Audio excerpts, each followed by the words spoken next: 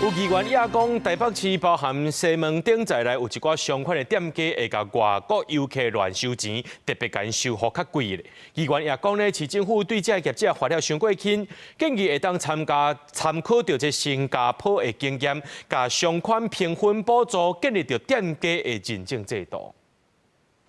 西門町有名地標外國遊客修正翕相，根據去年1到11月觀光人次統計，西門町正做台北景點第1名。不過最近3個月，甲真濟有名商圈所連續變出，其實外國遊客事件。就是他們會覺得說，台灣的水果真的有這麼貴嗎？因為會覺得說，在夜市看到的價格跟在平常市場啊，或是全家賣的會有出入。我會跟他們說，不要在這裡買水果，有點像是在賺觀光客的錢這樣子，對，就我覺得應該是要一視同仁這樣子。那我覺得，當然我覺得這很難避免。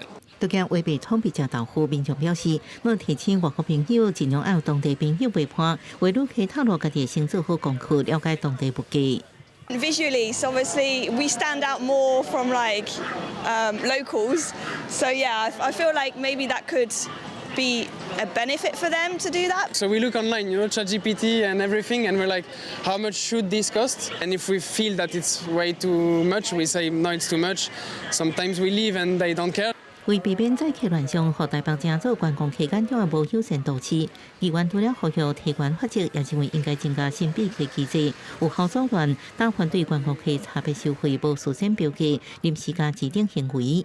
針對業者消費資訊揭露不全之罰則，雖僅明定處2萬元以上10萬元以下罰鍰，唯如業者針對同一次違規行為持不改正者，仍得予以按次處罰。針對法規死角，特別是難以管理的流動攤販，市府更應該拿出魄力，跨局處組成聯合專案小組，強力執法。希望台北市要建立一個預防的機制，可以像是新加坡一樣，建立台北市的 Case Trust。財委建議參考新加坡制度，透過事前認證、計價透明、以付款保障等建立消費信任。第期來導致相關評分甲補助聯動，長期建立點頭認證。特別是產發局表示，會建議阻止不良打販上集出來強調，每個月攏會會同發布局，不定期調查是毋是有明確標記，經過檢驗點頭的來源來維護消費者權益。記者綜合報道。